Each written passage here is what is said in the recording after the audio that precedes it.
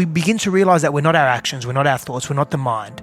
And we can begin to become less attached to these things that we were and create a new version of ourselves. And so exploration's another tenet, another key principle of the conscious warrior model for me. And so exploring our inner world is something that we don't do enough.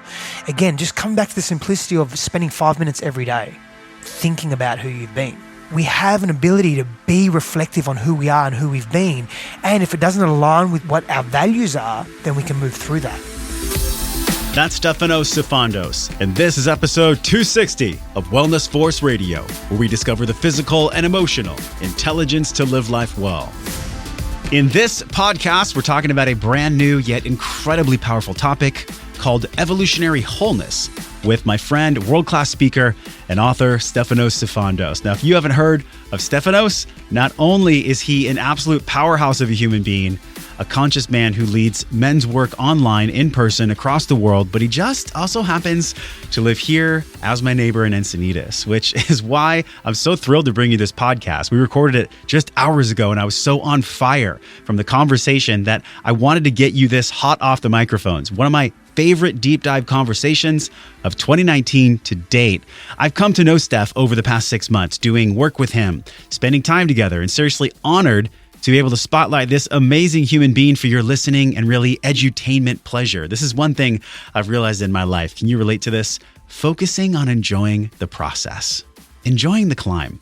Focusing on the joy, not making life so serious, and allowing all of us to have this space and the capacity to do our personal development work, but not have it be so arduous. Yes, we can do our personal development and our growth and have it be fun at the same time and have it be expansive. But we can't have fun, we can't enjoy the process if our body isn't feeling great. And I'll raise my hand and admit that the past 3 months, for me, I've had a lot of health challenges, getting sick a few times. But one thing that has been my absolute bedrock, my go-to 2 and even sometimes 3 times a day, has been my Organifi green and red juice. I want to talk about the green and red specifically because not only do they believe in Wellness Force and our mission of this discovering process for the physical and emotional intelligence, but they also sponsor our podcast. They have legitimately given me the most trusted micronutrient delivery system on the planet, which I get to share with you. And this is through adaptogens. Now, these are plant compounds. These adaptogens go into our mitochondria, which is the powerhouse of our cell. It's where all the energy is derived from. So think of this. Have you ever had one of those moments where you've been sluggish or tired and you like slam an espresso to get some kind of external energy source? We've all been there. The great news is we don't have to do that anymore. We don't have to get energy from stimulants on the outside. We can actually get energy from the inside of our cells through these plant adaptogens. They're actually freaking magic. These adaptogens go so deep down into the mitochondria that they give it this fuel source. Now, if this seems daunting to go to the store and get fruits and vegetables, take the path of least resistance. Get your micronutrients and your greens and reds from this slow-dried, organic, non-GMO powder to stack the environment in your favor. Head over to Organifi.com/wellness force and give Organifi red and green juice a test drive. You get the ashwagandha from the green to help manage stress and increase energy. And also you get the reishi and the cordyceps from the red, which helps to boost immunity. And of course, you get the hookup because you're part of the Wellness Warrior community. That's 20% off. Just use code WellnessForce at Organifi.com/wellness force. You will not find a bigger discount anywhere else online. You get the best code for 20% over at Organifi.com/wellness force. Because in your life, you're a force of love and energy and wellness for the family and friends you care about. And this is why on this episode with Steph and I, we so deeply explore what it means to be our best self. That term is thrown around so much in the industry, isn't it? How do we become our best selves? We're actually going to go to the tactical and the pragmatic pieces that have helped Steph transcend literally an incredible, remarkable background of violence and hardship as a youth to transcend negative feedback loops and utilize powerful emotional intelligence and also somatic tools like breath work and journaling and different embodiment practices to now be able to be one of the most sought after speakers in regards to both men's work and emotional intelligence on the planet. Do not miss the show notes. We have a ton of resources for you today from this conversation. As always, we take the notes for you copiously. These are at wellnessforce.com/260. That's wellnessforce.com/260 to get free resources and links and videos from Stefanos. Now, I'm not going to wait one more second. Here we go, live and in person with the one and only Stefanos Sifandos. Steph, thank you so much for letting me come to your house. I want to say welcome to Wellness Force, but I'm in your home. You are Wellness Force, brother. So you welcome me to you. This is special for me because I love doing podcasts with my friends, and I've gotten to know you. Gosh, it's been probably 6 months now that we've been hanging out. Yeah. And you are just this I've never seen you be anything other than inspirational. I know you're a human being. You have your days where you're not perfect and everything else. Every day. But where does this come from, man? You have this fire inside of you that I truly feel all the time. And it's this fire of like, you always sign your Instagrams and your socials with, one is glad to be of service. Yeah. Like, what is up with this fire that you have inside of you that affects people in a positive way? There's a movie, Bicentennial Man, with Robin Williams, I admired him so much growing up, watching a lot of many American movies in Australia. And in Bicentennial Man, I won't tell you the plot. It's a long plot, but it's one of my favorite movies. And he basically signs off not everything he says, but so much of what he says with one is glad to be of service. And I love that. And I resonated so much with that. And I thought, if I could just be of service, I feel my life is complete. Like my life is unraveling the way I want it to. And so if we go back a little bit about this fire, and I thank you very much for your compliments too. It's something I can feel, man. It's palpable all the time. Yeah. It is a fire within me. And ever since I was young, I wanted to be United Nations Secretary General. United Nations? Yeah. Well, back then I had a misconception of what the UN was. Now, I mean, geopolitically and socioeconomically, now I know the UN to be different. And the way I understand geopolitics, the way I understand the world that we live in is different to how I understood when I was 5, 6, 7 years old. And I always tell my mum, I want to be United Nations Secretary General. I can help the world, and people can eat, and there'll be no poverty, there'll be peace. Yeah. That type of thing. It wouldn't be unnecessary war and violence and et cetera, et cetera. And, you know, when you're a kid, well, not for everyone. For me, my voids became my values. And so when you ask where this fire comes from, I felt all those things. I felt very, I grew up in an abusive household. So I grew up in violence. And so for me, that was the norm. And so this fire to live an inspirational life, which I don't always, I'm not going to say I don't get it right. I do get it right. I just sometimes I falter and I lose my shit. You do that human thing. Yeah, I do that human thing very regularly. Yeah. But there's a drive there to live a life that isn't dictated by our emotions, isn't dictated by our circumstances, that there's this level of awareness that almost moves through and rises above the mundane or the superficial. And so there's this exploration. And I've been very blessed in my life that I've pursued experiences that have allowed me to touch God or feel like God, feel like the divine, feel this oneness, this permeating oneness that actually exists. Some through plant medicines, some through just conscious breath work, through gratitude practice, through sitting practice, meditation, whatever you want to call it. You took me through a breath work that was so powerful. I'm stoked to share that on the show today. Yeah, we'll share that later. Yeah, of course. There's so much richness in life, this thing called awareness. And so all morning, by the way, I've been listening to Advaita Vedanta, which is non-dual Vedanta, which is just a form of philosophy, it's a form of being, it's a form of understanding our reality and what consciousness is. And so I'm just consistently toying with this and playing with this notion of what is real and what is us. What does it mean to be human? That's a question. That's a big question. You're a deep guy, man. And you know, it's funny. You have this term on your website that I absolutely love. It's called Evolutionary Wholeness. And it's the subject of a lot of the questions I'm going to ask you today.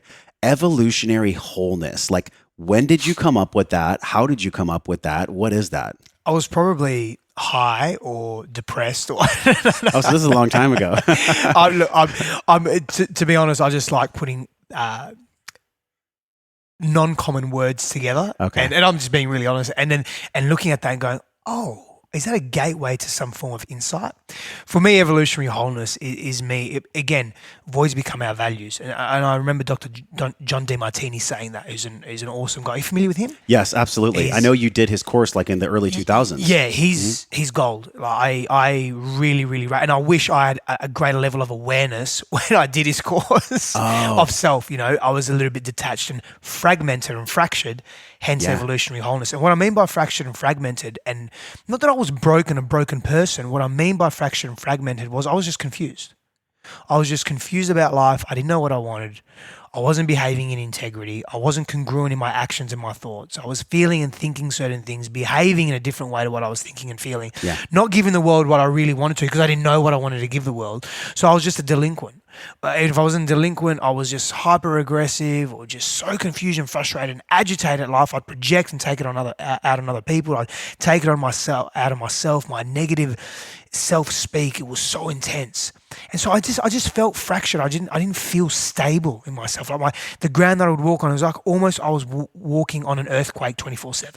Wow. So your nervous system felt like literally imprinted from a place of trauma, or just be cautionary about everything in life. Which it was, because I chose not to deal with my stuff from the past. And so this concept of evolutionary wholeness is evolving and moving through our pains, our traumas. We don't all experience pain and trauma. The vast majority of us do. I think most people do. It's so interesting, Steph, because sometimes trauma can be like, oh, sexual trauma, rape, or physical abuse. Trauma can be, 0 through 7 is where all the imprinting happens. Yep. And then we spend the rest of our adult lives kind of imprinting the love again. Yep. But trauma can be not being held enough. Trauma can be something that doesn't have to be so dramatic, but it still can be traumatic. Yep. How do you see this play out in your work now? Because you coach mainly men, right? Men and, I would say mainly men, but on a one-on-one level, men and women quite balance. On more of a group level at this point, which is evolving and changing as well, more men, yes. The men that follow you, and I know that this is what I love about your work, you really speak about like really brutal authenticity and taking an inventory of truth. Like one thing about your work that I've noticed is that you take people right to the fire pretty quickly. When people are looking at the traumas and whatnot, we could do a podcast just on trauma. Yeah. But from your vantage point, like coaching all these people, being a sought after person in the space, when it comes to actually looking at trauma and like taking an inventory of trauma, where does someone even begin? Where does a man begin to look at his trauma? And by the way, how does he even know that trauma is causing him how he doesn't want to be as an adult? Most of the time we don't know. And so we take on these unconscious patterns and beliefs that we experience, like you said, from 0 to 7, where we're imprinted unconsciously, almost hypnagogically, we're moving through the world, and everything that we're taking on, we're literally taking on as truth and gospel for our lives. And so we bring this into our world, into our adult life, and we behave the same way we behave. The defense mechanisms, the coping strategies, Christine, my fiance, calls them compensatory strategies that we developed and cultivated as a young person. We bring them into our adult lives and our adult relationships, and they generally don't really have a place. We don't need to behave in that extreme, but we do because we're coming from an unconscious fear or set of fears. And so we don't know where to start, generally speaking. So where do we look? And this is a great question. And for many of us, it's too difficult to do it on our own. In fact, for the vast majority of us, it's way too difficult unless we're hitting rock bottom. And so the gauge here is the way we feel about ourselves and the way we feel about life. But even then, we can get stuck in this rut. And I don't mean to be painting a no hope picture here. There is hope. There is intelligent hope. We got to explore the darkness to get to the light. There's intelligent hope. And so we get stuck in our drama or our trauma or our pain or our fear, and it's the norm for us. And so we don't know any other way. We justify it in every way, shape, and form. And so what we need is, again, that inventory. And so something that we could be taught as young people is to take regular inventory of our lives. So here's something. Whether you think something is quote unquote wrong with you or not, at the end of every day, and I'm not the first one to say this, the ancient Greeks have been saying this for thousands of years, and they're not the first to say it either. Take inventory of your life that day. How did you behave? How did you think? Were you happy with your thoughts? Were you happy with your interactions? How did you relate to others? How did you give and receive love? Did you experience pain, fear, discomfort? What was the cause of the discomfort? What were the patterns around the discomfort? Have you noticed that discomfort before? Now, most people don't want to. We're too fucking lazy. Now, lazy is an interesting term. It's not that we're lazy. It's that it's not in our values to be self-reflective because we're not taught. It's not a collective value to diligently reflect and be self-critical in our lives. Yeah. It's not something that we're really taught at school or we're not taught in our family often. We may have, the closest resemblance we'll get of that is if you happen to sit at the dinner table with your family every evening and the family may ask questions, how was your day? How was school? Which is very rare that families come together for dinner. That's rare these days. Yeah. And those questions are very superficial. Right. How was school, Johnny? What does that actually mean? How was school? Right. I don't know. Fine. Great. I just want more food. Yeah, this inventory, it's like in my life too. And one thing that I've done on a regular basis is take an inventory of what am I the most afraid of? Oh, that's a nice question. Fear, right? Yeah. Like, and I loved recently you put something on social. You said specifically about fear, stress is the high achiever's word for fear. Yeah. Whoa. Yeah. I mean, huge explosion for me because I catch myself using I'm stressed, I'm overwhelmed. Yeah. When really, if I just take that shirt off, underneath it is fear. Yeah. Why'd you post that? Because I heard Tony Robbins. I'm an avid listener of audios. I read, et cetera, et cetera. But I heard Tony Robbins say something very similar. And I'm like, fuck yeah. That's that. So I'm going to share something now. I don't like saying, this is interesting for me. I don't like saying I'm stressed. Like I have a problem with saying that I'm stressed. It doesn't feel, I feel weak if I say I'm stressed. I'd rather say I'm scared of something. So I have the opposite, the opposite for me. But the point is I still don't have a healthy relationship with stress. Yeah. And underpinning that is a fear as well. And so I'll say, no, I'm not stressed. I don't feel stressed. But I do feel stressed. I just don't like to say it. For me, it's the antithesis of that. And what underpins that is a fear of saying that I'm stressed because it's actually saying I'm not good enough to cope with what I'm producing or what I'm acting in the world, what action I'm taking or what's being thrown at me. And that I don't like. That just made me take a breath because it's funny. I heard Gretchen Rubin talk about like anxiety. What is anxiety? It's some kind of excitement wearing a different shirt. Anxiety. Like it's excitement wearing a different shirt. Yeah. Stress is actually almost maybe a disempowering way of saying I'm afraid of something. Yeah. What's a better way to describe like, hey, I'm in overwhelm and I need support? Yeah. Like what's the language we use there? Exactly that. Hey, I'm in overwhelm and I need support. Why not? Yeah. That right there. Why disguise it with anything else? I feel overwhelmed, not all the time. Regularly though, I would say. Yeah. Especially because I'm wanting to create something. I do have a fire in me. I have a fucking massive fire in me. And sometimes I have clarity and I have discernment with where I'm going in my life. And sometimes I have no fucking idea where I'm going. That's so honest. Yeah. Well, it's true because I'm so in what I'm doing and I'm experiencing what I'm doing at such depth and what I'm being and what I'm creating and unraveling within myself that sometimes I get lost within that. It's that old adage, oh, you're a hypocrite and we hate hypocrites or we dislike hypocrites or we're against hypocrites. And the reality is hypocrisy is a natural part of life. Like without hypocrisy, there's no growth. There's no transition into a better version of you. Think about this. Let me explain it. You have a thought about something. And let me just go backtrack for a moment. When we deal with trauma, how do we know? Because I want to do. Love that you're connecting the dots there. I want to do that question justice too. Yeah. And so what I said before about being self-reflective is just have a yearning to actually grow and just be better than you were yesterday. What does that mean? I don't know. What does it mean for you? And you have to answer that question. So when we start paying attention, conscious awareness, which is almost maxed out because consciousness and awareness are almost the same thing. Yeah.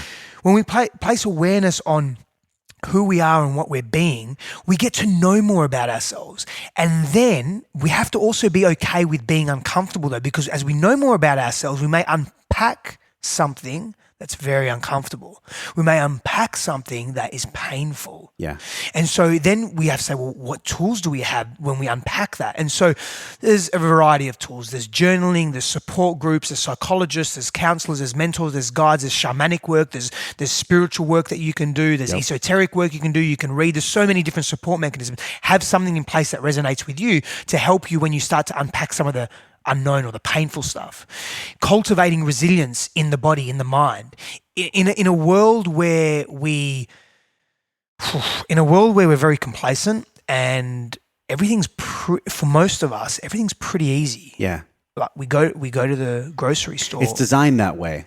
At the moment, it's designed that way specifically for men because I feel like there's so many things out there: excessive sports, excessive shopping, chasing money, chasing having the sickest car, pornography. There's so many ways that men are kind of kept docile. Plentiful. Men are kept docile by these things, and they block what really you're talking about, which is, hey, can I look at my truth right now? Yeah. Can I take an inventory of this truth?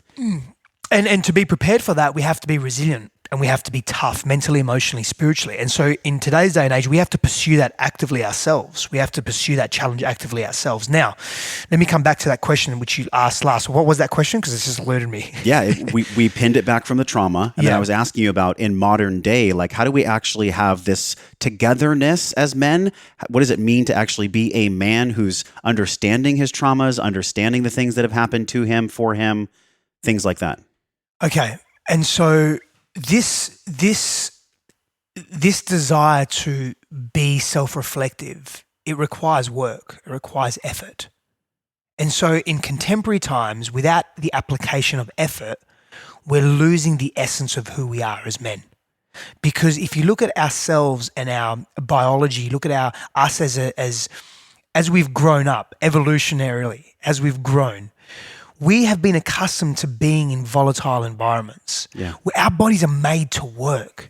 Our bodies are made to, quote unquote, dig trenches. We're made, and the more physical work the body does, the healthier the body is. It's interesting. It's like what I'm wondering what next sports fad is going to be invented. I mean, hopefully it's not more MMA. Maybe it's throwing rubber spears at rubber mammoths or something. Well, it's really cool to contrast this, man, because initially what we're really talking about is evolutionary wholeness, and then we talked about trauma, and that's how we connected the dots. Yeah. I'm thinking about the way that we've evolved as a species. We used to, hundreds of years ago, burn people at the stake, and there'd be like a crowd eating food, celebrating it. So we've come so far in this evolutionary piece to become whole. And I'm curious how you even see that unfolding now, because evolutionary wholeness came from you and your story, which I'd love to go into, because I actually don't know the depth of that story. I know it was pretty rough at times, and I know it kind of shaped the man and the power that you have now. But let's contrast it with the evolution of humanity, the evolution of how we used to treat people, what was deemed acceptable, that was heinous, that now is completely different. I mean, the path that you're on, the kind of conversations we're even having today, 50 years ago, that people would have called us pussies for having this kind of a conversation. Well, what are you guys talking about your feelings for? Well, some still would as well. Some still would. Absolutely. Some still would. And so hardcore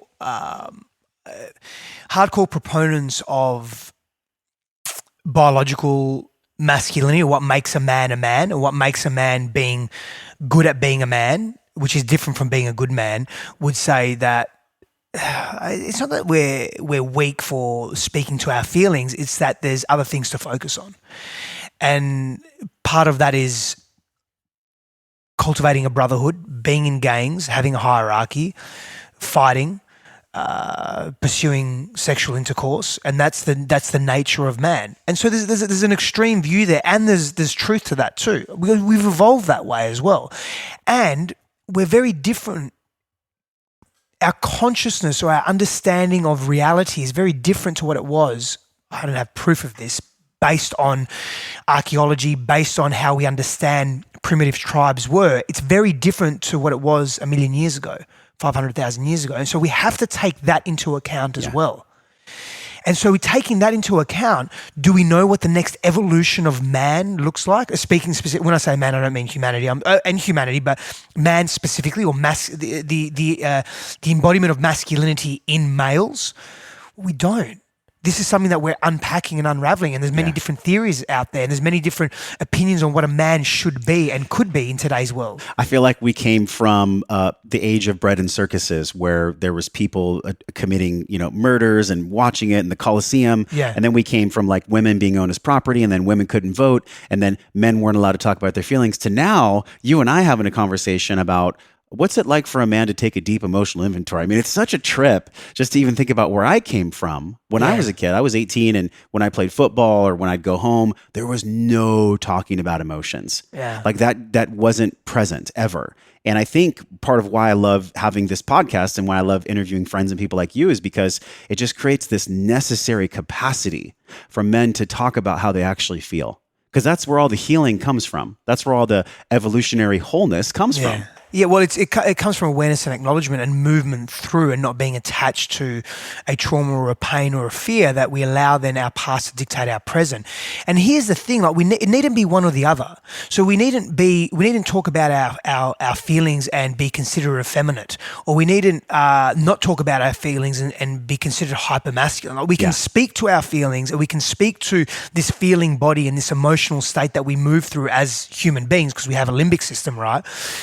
And a nervous system, and we feel the world, and we can still be in what I would call vertical masculine posturing, which is we still carry confidence, we still have these masculine attributes of courage and mastery and honor, and how that ties into the masculine expression in the world. And we can bring some of the past into the present too, and we can create a new version of what it means to be a man. And there is emergence with not femininity per se, but there's just a different way to be than how we've been, which has been segregating and has been exclusive as opposed to inclusive. And we can still form a brotherhood, and we can still form contemporary gangs that don't exclude others in this to the extent that it harms others as well. When I say gangs, I'm talking about a gang mentality that men have generally, or the male species male gender have generally evolved through, which is really interesting. We were built for tribe. We're absolutely. built for it. Yeah. When men don't have tribe, they suffer massively. Well, I haven't been in a men's group for a while, which is why I'm so stoked to check out your men's work, really. Yeah. Because without men's work, the conversations that really matter are the ones that are deeply maybe painful or maybe vulnerable. They don't occur. And I'm just curious, man, like, how did you come from this violent upbringing to be able to hold space and have conversations that impact men across the country? Like, how does that story even unfold? Because when I look at the violence that you talked about, that's a rare opportunity that somebody would take the trainings you took, go through the pain and the inventory that you had to go through to actually be where you are now. That's a very interesting story. I'd love to start at the beginning of that. So for me, I felt I was suffering a great deal, and I was blind to that suffering, and I ignored that suffering as well. But I could ignore it consciously, but it kept driving my life. And so I had these experiences of the past that I hadn't equilibrated, I hadn't neutralized, I hadn't understood or connected to. Men like to understand. Men, and so one of my woundings was this unapproving father. One of my woundings was no matter what I did, he didn't approve of me. That strong masculine figure that I looked up to as a young child, that imprinted in my mind, in my brain, at a cellular level in my body, that I wanted him to appreciate who I was and what I did and how I thought. He just couldn't, and it wasn't because he didn't love me or didn't care for me. He didn't know how to express that, and he didn't know how to give that and show that. And so I went through these oscillating stages of being very passive and withdrawn, because for me it was safer to be that person. I would ensure that I wouldn't be hit, I wouldn't be abused, that I wouldn't be told I was wrong. And that's an uncomfortable, undesirable feeling to experience. Yeah. And so if I hid and kept quiet, that was easy. Well, not so much it was easy, it was very hard to do that. And it was safer though. And I went through a stage in my early teens into my mid-teens that didn't cut it for me anymore. And so I discovered I was quite overweight as a young child as well, and I wasn't really connected. I didn't know that about you. Yeah, you were overweight? Yeah. People look at you now, they're like, who's this tattooed six-pack shredded mofo? I had no idea that you struggle with weight. Yeah, massively, until the age of probably about 14. And I started doing something called the milk run, I don't know if you have it here in the US. So Milk Run? Milk Run. Must be an Aussie thing, dude. Well, I think you'd have it here. We would have got it. We would have got okay. it from here. So it's these trucks that have milk and orange juice and juice. Oh, okay, like the milkman. The milkman, yeah. Yeah, And so yeah. I would be a delivery. So I would be a delivery boy. I'd have the guy driving was the owner of the business. And he would call out the order and we'd get the order and we'd go. There'd be two of us and we'd run it out to the house. So I was running a lot, and it was just fun. It was jumping off the truck, and sometimes I'd stack it and I'd hurt myself, and I'd learn how to roll, and I just became more athletic. And I started losing a little bit of weight, and I thought, oh, this feels good. And as I started doing that, and I then started training at the gym, I became stronger in my own physicality, and all that repressed aggression and pain started coming out.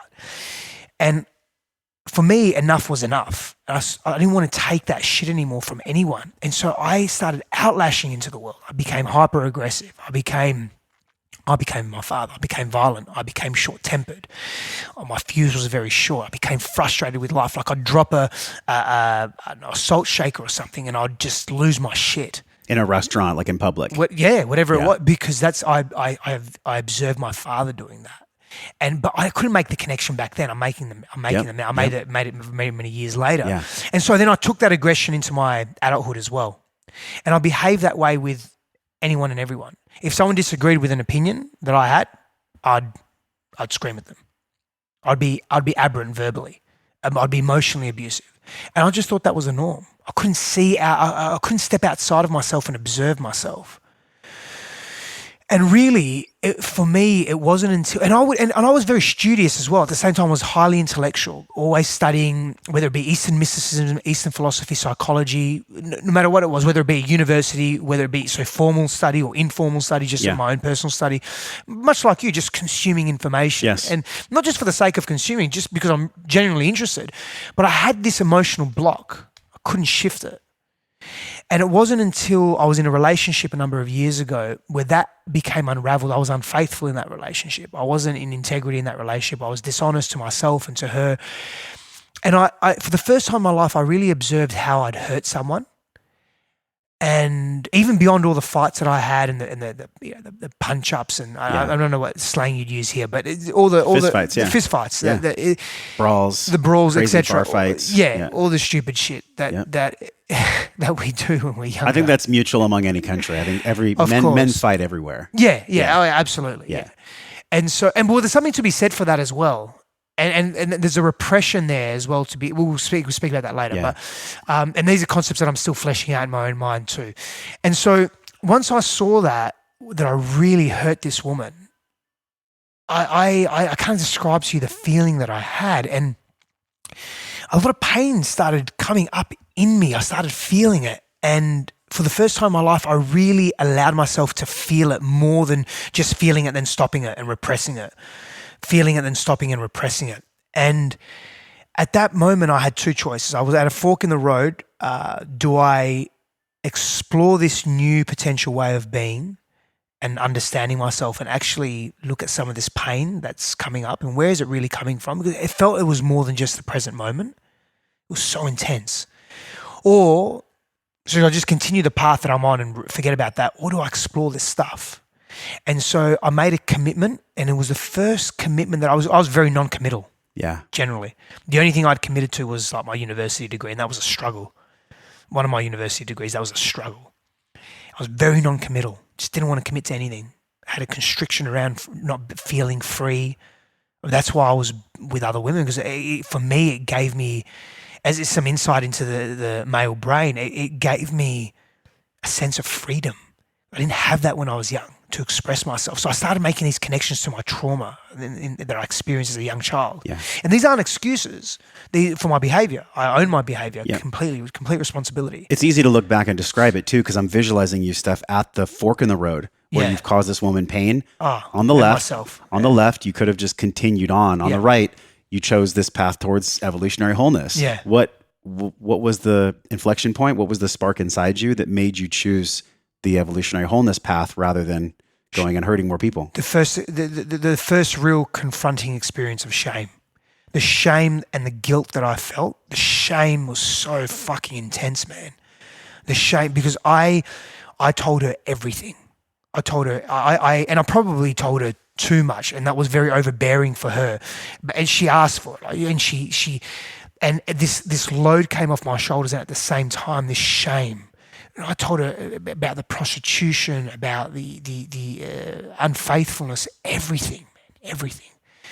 And so, and this deep shame, I started, and all these memories started coming up as well when I was a child, what I experienced as a child. I told her, in telling her, and her being very stable as a mirror, which the relationship wasn't stable at that point, but her listening to that gave me, and I'm very grateful for this, it gave me an opportunity to really look at my stuff and look at me as a fuller person. And I invested in myself massively.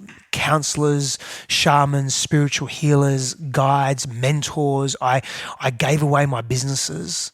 I went into debt because I stopped working. I submerged in personal growth for 10, 12, 15 hours a day. How much money do you think you spent on personal growth when you let your businesses go? Oh, and the debt, $100K. $100K on self-growth. Easy. Yeah. Yeah, easy. I was spending at least at one point for the better part of a year, $1,000 on practitioners a week. Yeah, I mean, to me, this feels like life or death because there's no way that a human being would spend $100K unless something was truly making them feel like they wanted to go. The shame, and I had to understand where the shame was coming from. Like I said, we need to understand. It helps out the way our brains work. It helps us understand the source of our pain. It helps understand the source of our discomfort or our difficulty.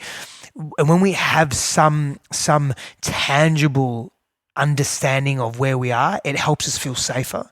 It helps us understand ourselves better. And then from there, we create spaciousness in ourselves that we can then explore, because we're natural explorers as well. We're very good at exploring. Yeah. We're just not very good at exploring the inner chasms of self. We're good at exploring mountains and the depths of the ocean and our physical environment and the outside world. But when it comes to emotions and so forth, this is a little bit more challenging. This brings me to a question I've wanted to ask you for a long time, man. And it's like this term of men's work.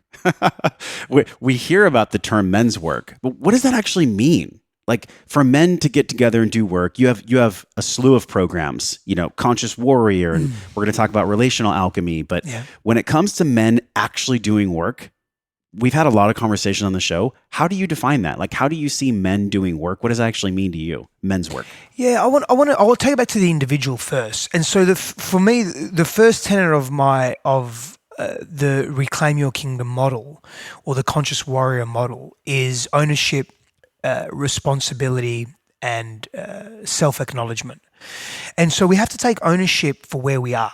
We have to take ownership for where we are. In other words, how we behave, how we think, how we feel, what we do, what we want, our purpose or purposes in the world. Again, it's back to an inventory, an intellectual, emotional, behavioral, relational inventory, and a life inventory, essentially. I use that word. I actually don't use the word inventory often, but I like it. So you mentioned it earlier, and I'm stuck on it now. I like it. A self-assessment, whatever it is. Yeah. Critical reflection, self-awareness, which leads to self-actualization and self-realization, greater awareness of self, and a fulfilling of our potential, or a living through an actuality of our potential, which is self-actualization, where we're physically being and doing in the world what we know we're capable of, instead of, for lack of a better term, playing small. Isn't that the top of Maslow's triangle? That's where we all want to be, man. Yeah, for sure. And we can even go beyond self-actualization as well. And for me, self-realization is above that. And that's understanding what our truth actually is. In Advaita Vedanta, it's our tirium, or our fourth. It literally means the fourth state, or the fourth, which isn't the fourth state of consciousness. Just a side note here. So in Vedanta, the introductory level of Vedanta says there's three states of consciousness: the waking, the dreaming, and the deep sleep. And then the fourth state is the tirium, but that's a fallacy. The tirium is what underpins or moves through or allows the three states of consciousness to be realized, or actualized rather. And so for me, that tirium is that Brahman, that soul, that spirit, that consciousness. You are consciousness. And so I don't want to go too much on a tangent right now. No, but it relates to men's work. It's definitely connected. Deeply. And so that we begin to realize that we're not our actions, we're not our thoughts, we're not the mind. And we can begin to become less attached to these things that we were, and create a new version of ourselves. And so exploration is another tenet, another key principle of the Conscious Warrior model for me. And so exploring our inner world is something that we don't do enough. Again, just come back to the simplicity of spending 5 minutes every day thinking about who you've been. Yeah. It's a tool. The mind is a tool. The brain is the hardware that the mind as a tool or the software expresses itself.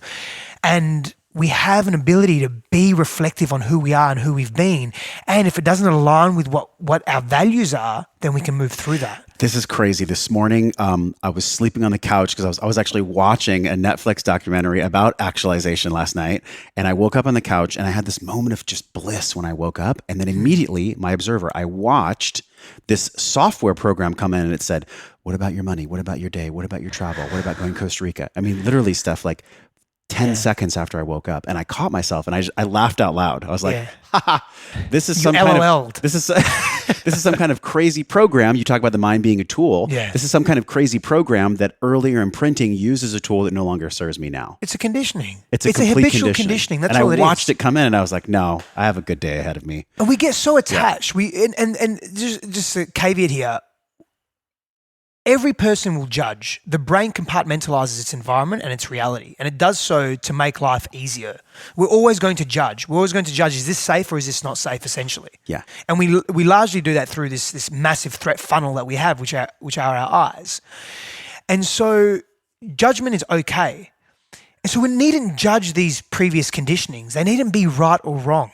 They just are. What does it suit you now? Does it serve you? How do your relationships play out? Are you in constant argument? Are you going from relationship to relationship? Are you satisfied in your job? Are you satisfied in your purpose or purposes? Do you even know what they are? Do you know what your values are? What's most important to you? Do you wake up every morning being pulled by life, or do you have to fucking push? Yeah. Is it just drudgery every day? It's not hard to figure out, are you living a life of truth? And then fucking pursue what truth is. And if you don't know, explore it. Oh, but it may take me a while. And you're going to be closer to living your truth or living what is actually satisfactory to you by searching for it or exploring it, as opposed to just doing what is normal. But the ego loves what's habit. The ego loves habituation because it's familiar.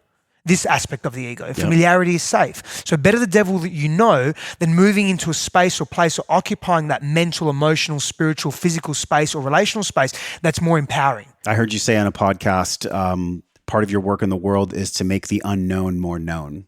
Yeah. And I love that because I'm like, oh, well, the biggest fear for most people is the fear of the unknown. It's why sabotage even exists. Yeah. So looking at this construct of what is men's work and, making the unknown more known, how do you merge those two? Where does men's work and making the unknown more known come together for men?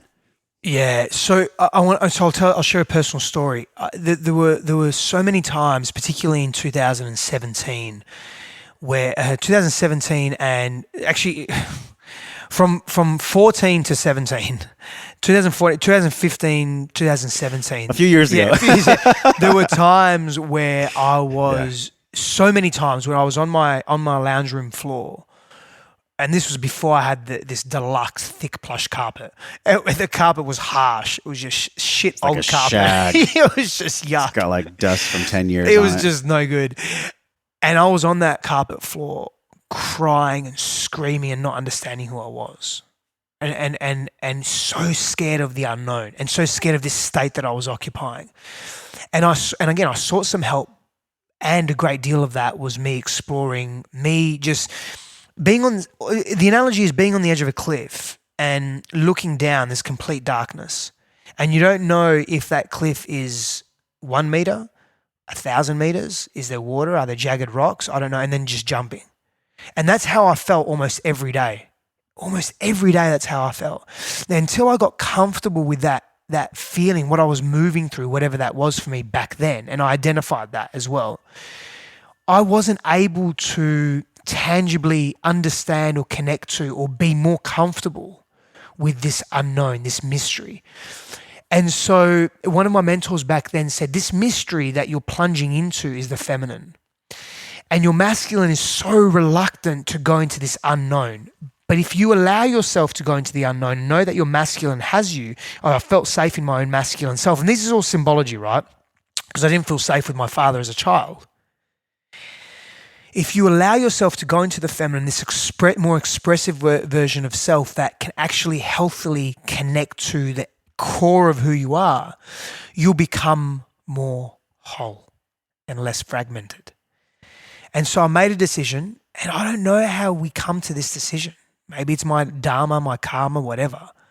I felt supported enough. I was on the cusp of feeling supported enough in some capacity, and also just fuck it. If I die, I die, whatever. That was the feeling that I had. You felt like you were going to die on the floor? Absolutely. I felt like an ego death or like a physical death? Both. I felt every day. There was a stage I was waking up every day contemplating suicide because it was so painful. I didn't want to live like that. And I didn't want to live like, because I knew that spark had dwindled within me, and I knew that I wasn't giving the world what the world deserved of me, and I didn't want to put the people in my life that love me through that as well. I'm not the first or the last to have suicidal thoughts. And suicidal thoughts really are a byproduct of not living in our truth and being completely confused and in a haze and being in so much pain that there's no other alternative. And again, gracefully and gratefully, there was a spark in me that was still just there. And I thought, okay, maybe there is an alternative. And so I plunged. And the more I plunged, the more I realized that, there's another way to be. I'm not dead. What was the plunge, man? What did that look like? In my mind, literally in my mind, plunging. And so it was surrendering to these feelings. It wasn't having this war with them. Like, do I feel them? Do I not? Feel them only for a little bit you just and then said, ignore fuck it, them. I'm going to feel them. And And so the fastest way to move beyond anything that is so painful is through. And so I went through. And so I gave myself permission to fully feel. Whatever that was, if I needed to be aggressive, then I was aggressive.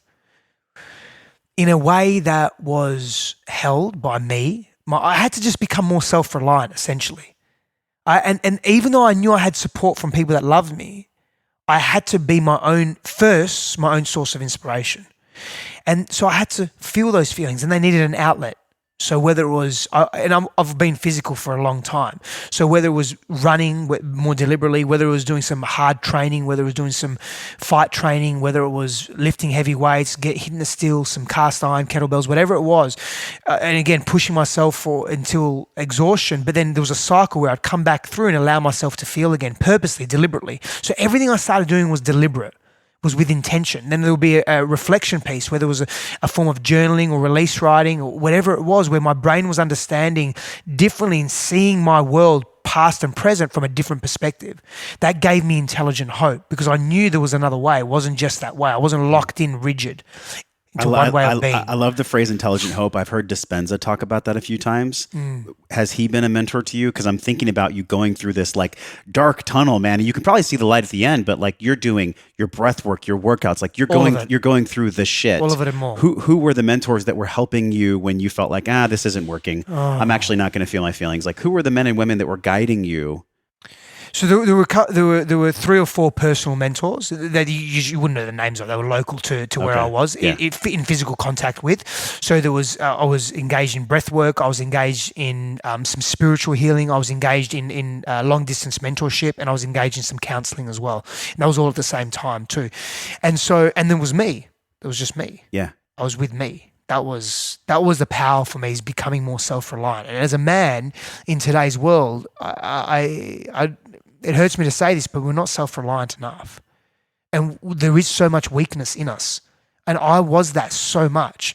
And even last year when I went through a very traumatic time where I purposely and deliberately put myself through some somatic healing, psychosomatic, sexual somatic, not healing, but process. It was a 2-3 month journey. That was fucking intense. And I didn't want to be self-reliant in that process. I wanted to blame others. I wanted to reach out to others to take my pain away because I was so much in my pain, even though I'd done so much work around self-reliance. And it forced me once again to go deep and be more self-reliant. And there were times where I wasn't self-reliant. I was like a child. I regressed to a child state. Fix this for me. Do this for me. Take this pain away for me. It doesn't work like that. Dude, what is it like being this really leader of the new men's movement in the world? I feel like you're one of I'm very humbled, brother, when you say that. Well, I mean, you're not like the leader, but you're among the leadership. I mean, you're definitely, if there was a council for like the new masculine, it would be like you up there with Jordan Peterson and David Data. Like, wow, I'm very humbled to be in the category of those men. But you have this this fire and this voice, and you have this story of you doing the deepest exploration, I feel like, that's possible for a man. also you live with Christine Hassler, who is leading as a leading voice for so many women. Is there ever sparks between you? Because I feel like when you guys are creating so much, like what's that actually like I fucking love that. You woman, love man. it. I love her, man. Yes. Yes, I love Is it ever that. challenging to live with a woman who's a leading voice and so are you in different categories? It is when I'm in my unhealthy self, yeah. What does that look like? Well, the unhealthy self is egotistical. The unhealthy self is unworthy. For me, it's I'm not good enough. I'm not enough. I'm not doing enough. I'm not being enough. I haven't studied enough. It's all the not enough. It's all the lack. It's all the less than attitude. Again, when I come back into that, and this isn't blaming my father by any means, and I don't want to paint my father as a villain. My father gave me a great deal, and there were times where he deeply did love me, and he expressed also gave that. you life. Yeah, absolutely. Which is he the gave ultimate me life. gift, Yeah, isn't it? Yeah, for sure. And his family, my family, the intergenerational family that we have, and my grandparents were beautiful. My paternal grandparents and my maternal grandparents were beautiful as well. But back to your original question, when I'm in my unhealthy self, there is an unhealthy, and I have to, again, I'm taking responsibility for this. Yeah. She can be an unhealthy self, sure, that's for her to speak to, not for me. And I can make observations about that. Cool. And when we're both in our unhealthy self, if that ever happens, which is rare, that's where it's really one or the other, and we hold really well for each other. But if it's both of us, again, really rare, I'm actually trying to even think of, oh yeah, of course, there are times when we may be having an argument and I'll react and she'll react. And then in that moment, it's a short moment, we're both in our unhealthy selves and it can get pretty intense, but it's very short. Yeah. And I need to come back to what would love do now. And not only what would love do now, because love can be a very ambiguous term. Oh, but that's such a good question. Yeah. It's like a great question. It's the ultimate equalizer, isn't it? Yeah. Oh, what for would sure. love do now? Peter Sage, Yeah. huge TEDx speaker. He's been on the show. He said that, like, what would love do now? So you're mirroring that sentiment. But man, when you're triggered, and I know you've done so much work, but I'm hyper, man. I love how open you're being about this. Like, no matter how much work you've done, no matter how much work you've done, like, there's still going to be those moments where what would love do now is the last thing on the human brain. The other day, I had a water bottle in my hand, and I'm going back to that state now. I destroyed the water bottle and I wanted to punch the door because I had this intense energy and anger, and I was talking to Christine because she wasn't really, I was triggered. It was my stuff. She was just being her, and she actually really wasn't being that aberrant in any capacity, and she wasn't being rude in any capacity. I just didn't feel listened to. So that little boy came out, and because I was not in a healthy state of mind, because I hadn't done my work, man. I hadn't been reflective. I hadn't done the physiological work. I hadn't moved the energy, and I was ruminating in the mind. Yeah. I got angry, and for a split moment, it was a very split moment, I went back to being out of control. Now, I didn't act on it. Besides squeezing the water bottle, I was releasing energy, right? But I did say some things to Christine, to the woman that I care for most in this world, that weren't pleasant.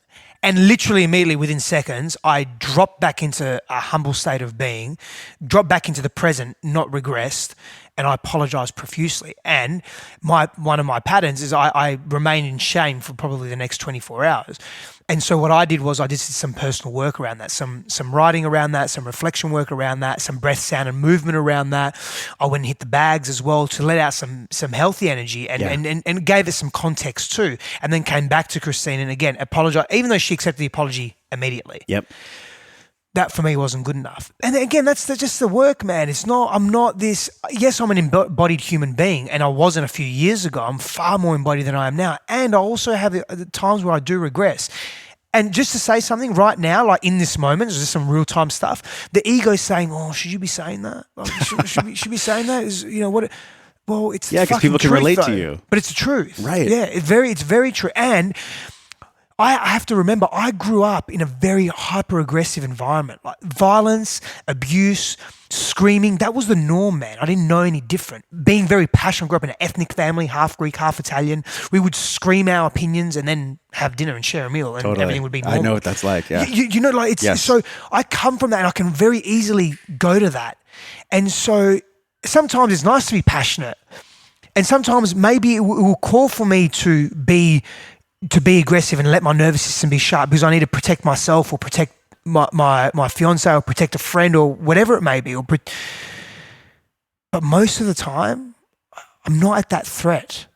And the only way to really be certain around where we want to go in life is to, again, take that inventory of self and be aware of how we're behaving in the moment. A few years ago, it would take me maybe days or weeks to come back and go, oh, I behaved that way then. Now I'm far better. It can be seconds or minutes or hours, sometimes days, depends. But it's shorter and shorter, and I can come back from it. So my brain physiology, my neuronal mapping is changing because I'm making the changes early. And so you speak to Joe Dispenza. I've never heard him say intelligent hope before, but I love Joe Dispenza. He's awesome. Yep. You know, there's so many things I want to ask you, but one of them is around this neural mapping and a term, actually. There was a definition that I want to ask you about this. On your site, man, you talk about neuro empowerment. I'm thinking about you having the learning experience with Christine, doing your breath work, doing your journaling. Like, you're literally changing the space between the dendrites and the axons in your brain. I mean, you're literally remapping the neurons in there. So when we look at this phrase of neuro empowerment, what exactly is that? I mean, I know you like to combine cool words. Well, that's not my term in any capacity. But essentially, what we're doing is we're changing our brain physiology. We're changing the neuronal networking, the neuronal mapping, and how our brain sees the world or sees certain events or experiences.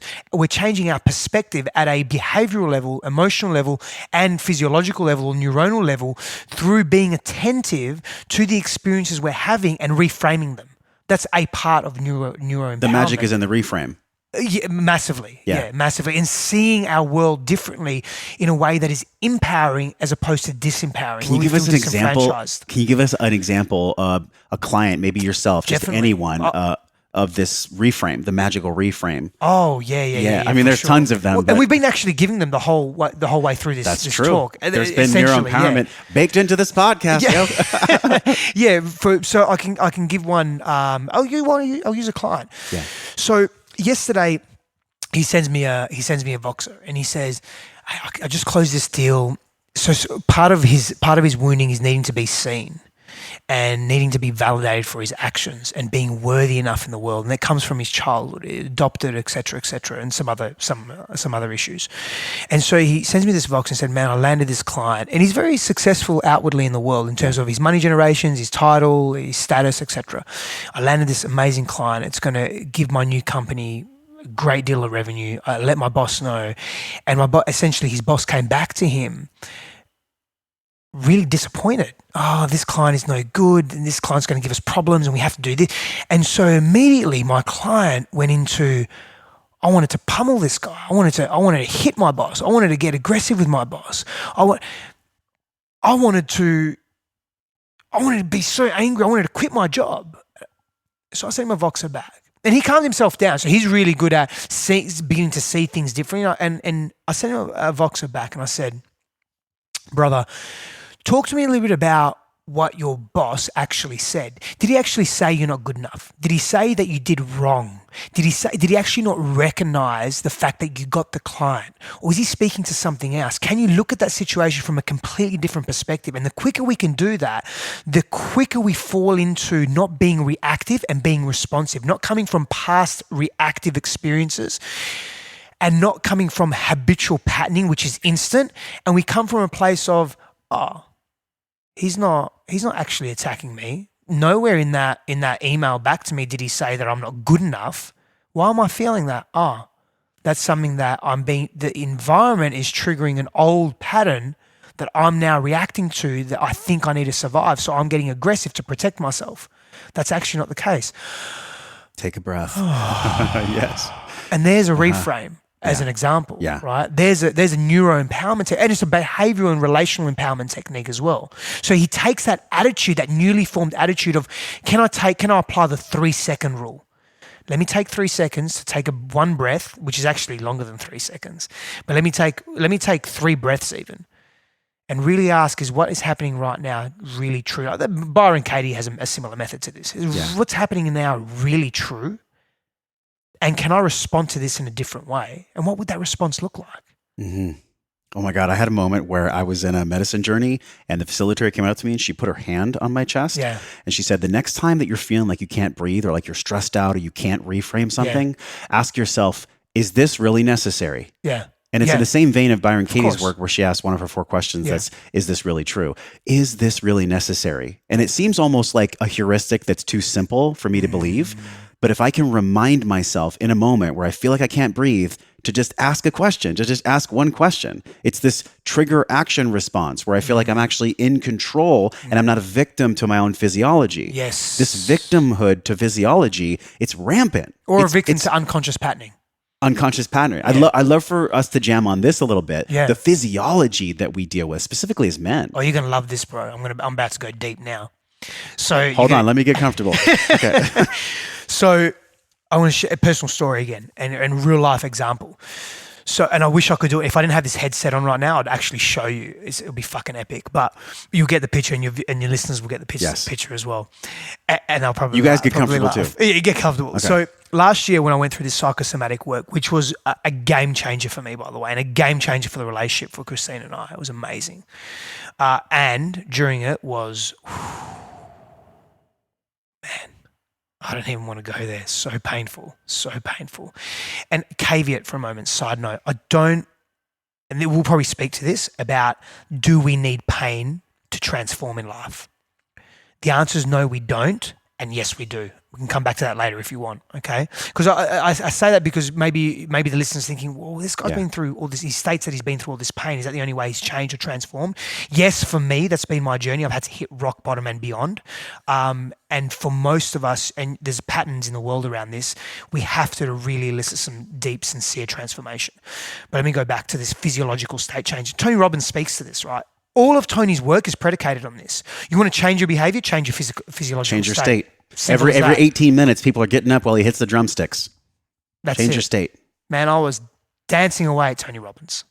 Every moment I could. Music came on. Woo! Did you do the worm? I can't do the worm. Okay, you can't you? I can do the worm. I hate you and I love you. I never practice. I shouldn't say I can't do it. I've never practiced All right, it. the next party. You're going to teach me. Yeah. Okay. So I would have to come up with. So at that time, the two people, husband and wife, that were facilitating this journey for me, were saying you need to get out of your mind. I was so much in my mind, man. I was literally I felt I was becoming possessed. So I needed to get out of my mind. And rather than them as good teachers, coaches, mentors, guides, whatever, and rather than them giving me the information, they would really prompt me to ask me, what can you do? What can you do? And I said, okay, I need to go back to what I know. I need to go back to all the tools that I've cultivated, the stuff that I've come up with myself. I just wasn't going back there in these moments. All the amazing information that's out there. I need to get into breath, sound, and movement. I need to breathe. I need to engage in breath work. I need to move my body, and I need to sound out what's fucking going on at a primal level and do the work myself and not expect Christine or someone else to take it away from me. At that time, man, I just moved here. I was feeling lonely, really alone. The work was very isolating as well. I was missing home. I was homesick. I didn't have my friends, my brothers, my tribe. I felt I lost I sent some suitcases over. I didn't insure them. I forgot to insure them, and I lost my suitcase. I lost all these. I felt like I was losing. I was losing my ego self, my identity with the world. What was the norm? I was just losing. I was perceiving to lose and lose and lose. I felt I was becoming distant from Christine, even though we just got together and it was recently got together. It was amazing, and it was a clusterfuck. And so I needed to change my state. And so I had to force myself when I was in this mindset of the world is coming down on me. What did I do? I got into breath, sound, and movement. I moved back into old tantric practices that I had been so familiar with, and I started to shift myself. The best one was, if Christine and I were experiencing tension, I would immediately take responsibility as a man. I'd take leadership on my actions. I would hit the ground. I would lay on my back, feet over my head, plow position, and I'd communicate to her from there. Wow. And we'd laugh. That's an interesting dyad. We would immediately... You on your back and plow? Yep. And my bum in the air, and we would laugh. And that immediately changed the state. It changed my state. And I was able to create psychological, psycho-emotional spaciousness within me, which then allowed Christine and I, in this instance, to speak from a different place and perspective, a more real and authentic place. And man, I went through other exercises as well about the voices in my head and asking, is this voice really true? Is what the voice is telling me, is it me, and is it true? Beyond the Byron Katie work of, is it true? Like, I got into the voices. I started naming these voices that were coming to me, telling me these things about my life. Well, what's one of the names? Did you have a name for your inner critic? My inner critic's name is JT. So when JT wants to be cocky and in control and is afraid of actually being seen, then JT's running the show for a moment. Yeah, I had some names. One wasn't very nice. I'm not going to repeat it on here. Okay. And it just because the C word. Yeah, the C word, because it's very common in Australia, and we use it as a term of endearment, and we use it as a derogatory term. Everybody knows what the C word is. Yeah, and a side note. That word actually is embedded. The etymological root meaning of that word is embedded in endearment towards women, FYI, just in case you don't know. Who knew? But how we use it. So I had different names for those voices in my head as well. And some were just very random names. You talk about breath sounded movement. Like, I get the breath. I'd love to share after this next question about my experience in working with you, because I think breath work is not only a trend, which I'm glad it's a trend, but it's a movement based on what the world needs, man. Yeah. Like, breath work for me saved me, man. Literally. Yeah, literally. I'd love for you to answer, though, the sound, though, because I get the movement. Yeah, sure. Like, I can see you on the ground in plow talking to Christine through your legs. But the sound piece, like, what do you mean by that? The sound. So, for example, I would do, and depending, I have various sitting practices where I can. I'm fairly flexible and mobile. My hips aren't that flexible and mobile. We've spoken about this. Your hips are amazingly flexible. My hamstrings, my inner thighs are flexible. My back, my thoracic's not too bad, and lower back's pretty flexible. But my hips and glutes not super flexible, so I can only get myself in certain positions. But I would get myself in a particular sitting position, and then I'd cycle a type of breath, a cycle of breath, whatever system of breath I'm using. Yep. And I would move the body. So I'd move the vertebrae as I'm breathing, and we're obviously doing it now as well, as I'm breathing. And I'd then sound as I'm breathing.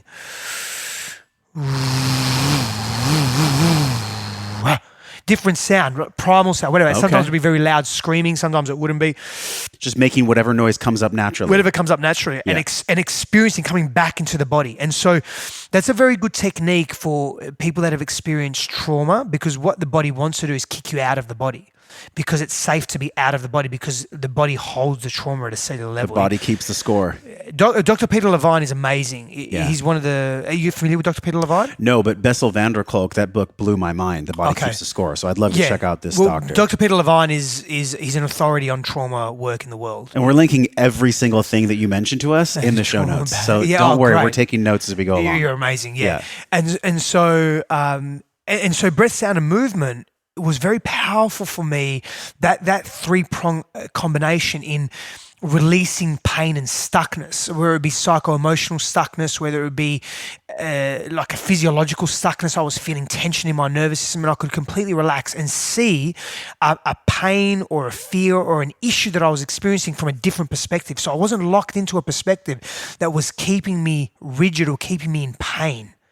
And so shifting that pain, knowing that I was empowered to do it, and that I wouldn't, because part of my conditioning as a child was this victim mentality. I very, very easily got into victim mode, because for me, if I went into victim mode, it minimized my environment being volatile against me, because my environment felt sorry for me. So I'm making some really deep connections here, and I didn't make these connections until I was later in my adulthood. Yeah.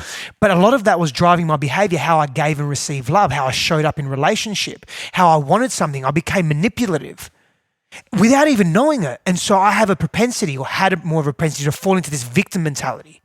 And so knowing that and engaging in breath, sound, and movement, or changing my physiological state, even going for a run, going for a walk, hitting a bag, whatever it may be, going doing some sparring, change my perspective on how I saw myself, saw others, and how I saw others seeing me. That's a big thing for men, because we usually take action based on, we're usually driven by our status, material possession, and how others see us. Definitely, like in the current culture, like how much money's in the bank account. Yeah. Like that's men's deemed worth sometimes. Yeah. And so instead of, because we don't live in a society where we just fight for hierarchy, we fight for social dominance, it's expressed through... As Tim Ferriss said, money is the new spear. A long time ago, when we could kill a boar and bring it back to the tribe, like that was how we would actually be able to provide. But now you go and you money buy is the spear. Meat. Yeah. Money is the new spirit. Our ability to hunt is actually our ability to earn money. Yeah, money. The amount of money you have is your new physiology. Is your new strength. Which doesn't involve, for most people, being physical.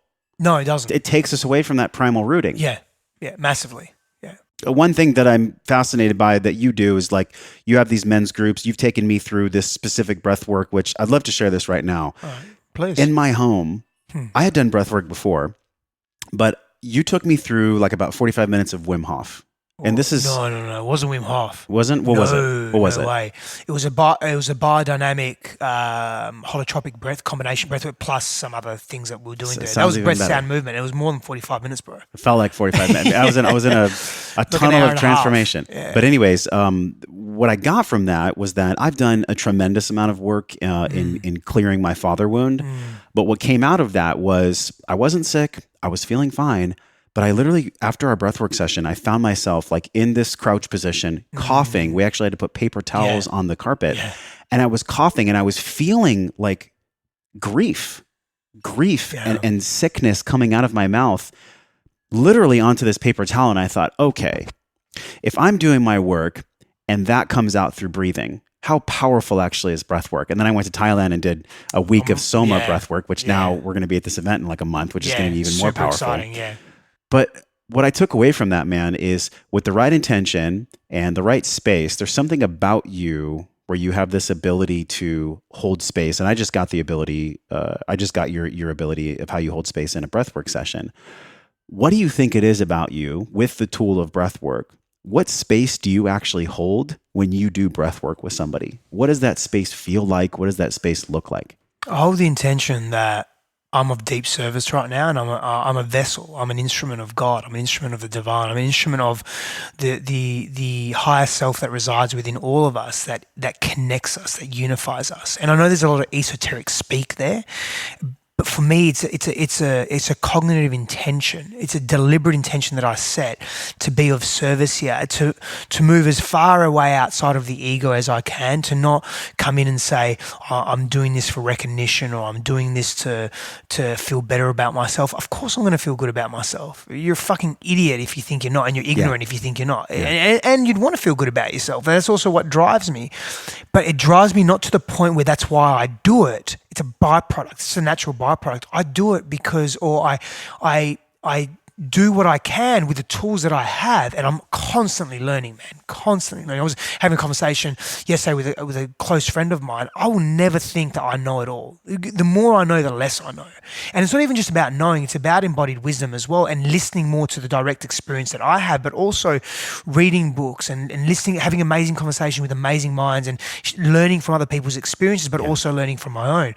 But I go into that space of service, and it really becomes about the needs of the other person, and I can only do what I can do, and they will only pick up and they will only take what they're ready to take, and reminding myself of that consistently allows me to really be present to what other people need. It's such a radical fucking skill to be able to put someone in a space where you can kind of suss out the answers that are inside of them, because you're not like, I don't see you as verbiage of a guru. Like you're not some guru dude, but you do have a unique ability to bring out these answers that are inside your clients. And I mean, I felt it with you as a friend. Like I had no idea. I was like, oh, we're going to do some breath work. Next thing I know, I'm like hacking out grief from my lungs. And then I burned a note that I wrote to my father the next day. You made some leaps. That was incredible. You had, and I just talked to my dad, we had a 20-minute conversation, and it was like one of the best conversations we've ever had. And I felt totally clear and open-eyed body. And he's like, yeah, let's go flying sometime. It was just so free. And prior to that though, what would the conversation be prior like? to that, a year ago, even though I'd done my plant medicine work at Rhythmia, and a lot came up for me there. Yeah. Prior to that, there was still a charge. Yeah. There was still an energetic charge that was like deep kind of, I guess in my solar plexus, unpleasant feeling as well. Unpleasant feeling. Yeah. And so I was able to look back and be like, okay, well, what is this really about? It's about me being my own father. Like you became your own inspiration. Like all the men and women listening, learn to parent yourself. We have so much power, and we just forget who the hell we are. Yeah. And so certain people in certain spaces, certain tools like breath work can remind us who the hell we are. Well, we deify our fathers and our mothers. We deify our primary caregivers. We come into the world, we're very vulnerable. We're weak as, in Australia we'd say we're weak as piss. And we are. We're very vulnerable and weak for years. Think about that. We deify our primary We suck caregivers. chest water out of our mother for a long time. Chest water, I love that. Yeah. Right? This is real. All of us do it. Absolutely. I joke every now and then. I say, Christine, if we ever have children, you're going to be breastfeeding for at least 6 years. I just tease it. At least you have to. Our child will just grow up so strong. Totally. I was just teasing. But we do. So we're so reliant on our parents for so long, so we deify them. And if we're in an unhealthy attachment style, as an example, as a psychological relational form of relating, we, in an unhealthy attachment style there, we carry that into our relationships as adults. And so what we do is we deify our partners, and we deify those that we look up to. We deify those that we admire. And so this becomes a habit. And so something very interesting that Dr. Harville Hendricks says. Amazing book, Keeping the Love You Find. He's got a few books, but he's a massive proponent of relationships, intimate romantic relationships, particularly being a catalyst for our evolution in this world as a humanity. And I'm a big proponent of that as well. I'm a big proponent of sacred union and conscious relationships being a catalyst for our growth and our acceleration as a humanity into higher levels of consciousness and self-awareness. I can go into the definition of that. And I would love to go into that. Yeah, Yes. definitely. But first, what he says is that what we experience as children, again, through that 0 to 7, right, is we take that into our adult relationships and we search for what we experienced and did not experience at an unconscious and conscious level. And therefore we deify, we place these intimate relationships on a pedestal that are better than us. And it's not about better than or less than. It's about equity and it's about self-empowerment. The moment we deify someone, we give our power away, our ability to transform or change. We become apathetic. And there we become fucking weak and meek and passive. And that is fucking unattractive as a man, particularly because we're speaking to men a lot. Women don't want that. So I'm going to speak to a normative heterosexual relationship. Well, the feminine does not want the masculine to be weak, meek, and passive. It's not the role of the healthy masculine to be that. And so when a man embodies that, he's in his unhealthy masculine. Yeah. And it's fucking unattractive. And I've been that person so often. And so until I began to take onus and responsibility for my shit and celebrate the joy that was me, all of it, evolutionary wholeness, right? All of it. Then I became more magnetic to people, organically, naturally, but more importantly, I became more magnetic to me. I started honoring who I was and I had greater levels of self-belief. And I began to shift from the egoic nature of self, thinking that there's a hierarchy and I'm better than, into a more equitable understanding of who I was in relation to the world around me. Wholeness. And the worth I have. When you said evolutionary wholeness, like my heart skipped a beat because I love the whole framing of our conversation, man. To be whole, at least in our society, I think pair bonding exists from higher intelligence for a reason. I think it takes, whether you're gay or straight, I think it takes a true relationship to be a fuse of higher consciousness. And you and I have talked about this. It's a mirror. Monogamy being like a rare thing with all the polyamory conversations and the divorce rates climbing. Monogamy is like this conduit for the most powerful version of self-empowerment and of self-growth, I think now more than ever. I read a non-monogamist say and state very openly that non-monogamy should be the norm in our society based on our evolutionary history and a few other factors as well, and that monogamy should be reserved for those that are more self-aware, more conscious, and carry greater intelligence. Right. And I was like, interesting. Very interesting perspective. Yeah. I think that's so true because what is the real reason? Like, what do you believe the root cause is with the level of consciousness that men and women have right now as to why monogamy is so rare? Well, true long-term monogamy. So healthy monogamy. Healthy monogamy. Because I believe as a species, we're not self-aware enough. We're not connected to ourselves. We're not self-empowered. We are victims of our past. We are victims of our pain and our trauma. Now, I put a post on this up yesterday around that in terms of taking responsibility for yourself. And someone wrote, "What about those that have mental disorders or have physiological issues. Of course, it's not. I'm talking about a victimhood mentality. I'm not talking about victims. I'm not talking about people that You're not have making suffered. a blanket statement. No, not at all. That people that have actually suffered by perpetrators and that have been I've been physically abused. I've been emotionally abused. I've been a victim. How long do I want to hold on that story for and allow that victim mentality to dictate the way I behave and show up and relate to the world and think about the world and think about myself? I've got to be empowered to make some choices, because if I'm not, then I'm just going to be apathetic and I'm going to be stagnant. I'm not going to grow. And growth is it's the prerogative of being conscious. It's the prerogative of being human. It's what we're here to do, is to be and do, is to grow. Yeah. Massively. And so for me, back into conscious relationships and what I call sacred union, and I'm not the only one to call this, of course, and it can be achieved through non-monogamy and monogamy. I believe that. I'm more of a proponent of monogamy for a variety of reasons. For me, not for all of humanity, for me. Yeah. I've been down certain tracks that haven't aligned with me. I know what aligns with me.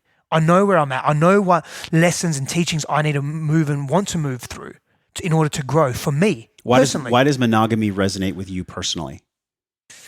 I knew you were going to ask that, because I do believe for me it is a greater pathway, an access point to higher levels of consciousness, and experiencing that with my family, my person, which is Christine. I have complete clarity on that. We both do. There's just something deeply profound in that for me. Yeah. And in fact, and my history, my upbringing, I have freedom through that commitment. Whereas years ago, commitment was not freeing at all. It was constricting. I felt like I was being annihilated. Now I have #commitment through freedom.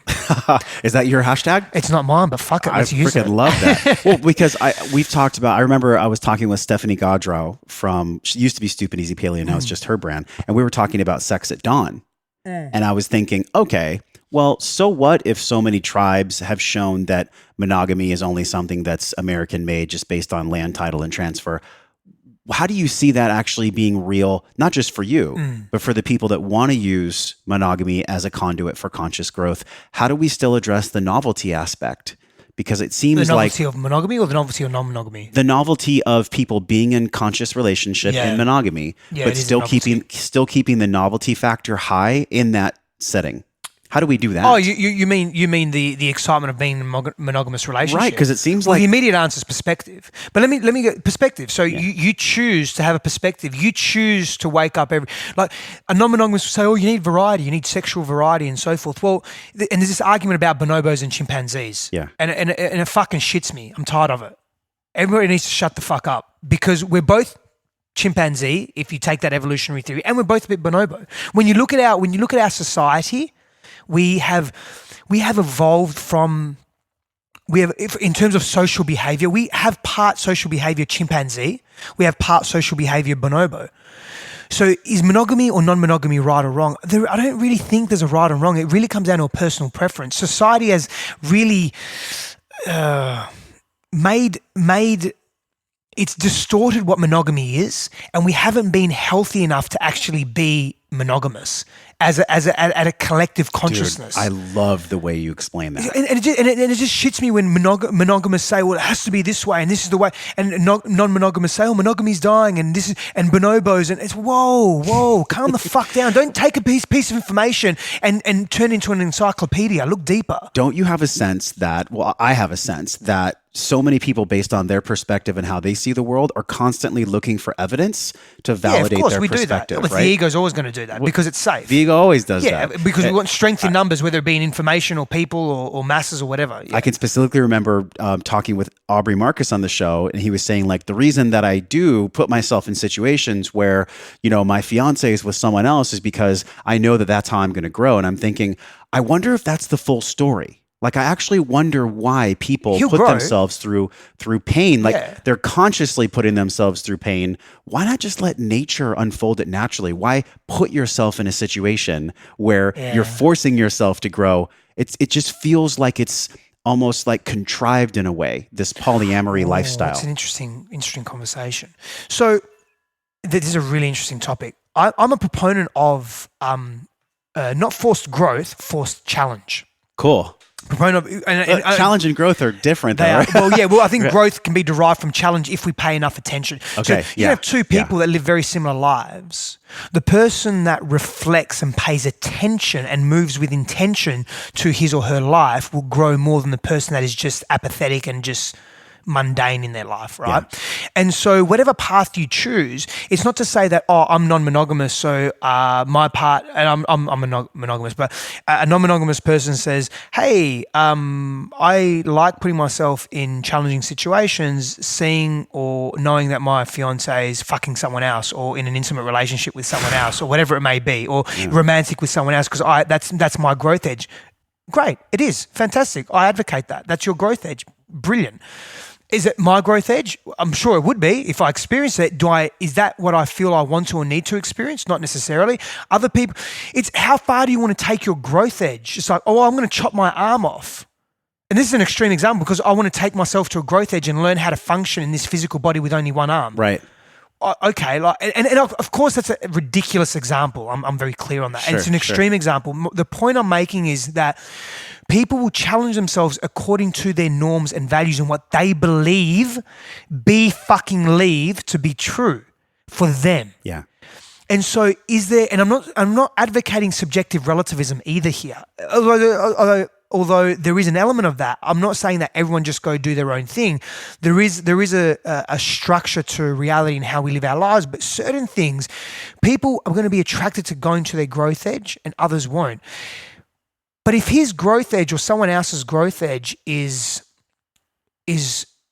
non-monogamy, then monogamy, if that's really difficult for them, it's a growth edge of its own. Of course it is. Yeah. It's just not aligned with their values of where they want to be. And it's also not as much of an randomized inputs to the limbic system because the reward circuitry is built to constantly seek out fat, sugar. For women, it might be a man's sexual organs. For a man, it might be women's sexual organs. We're wired for this, man. It's why we have so many excitatory hormones that activate when we get these beautiful stimuli coming in, right? But we can get that in other ways, or we can get variety in other ways. I get variety is a human need and a human value. Sure. And so we can get variety in other ways. Sexual variety is not the only form of variety, because that's a common argument or disposition of a non-monogamous, right? I'm sorry to interrupt you. I just want you on that. No, I loved it because really what we're talking about at the end of the day, at the core of this segment of our conversation is how do we operate as a unit, as wholeness together? How does a man or man, woman or woman, man or woman together, whatever any kind of the other whatever gender kind of, identification, whatever kind of relationship you want, however you want to classify it.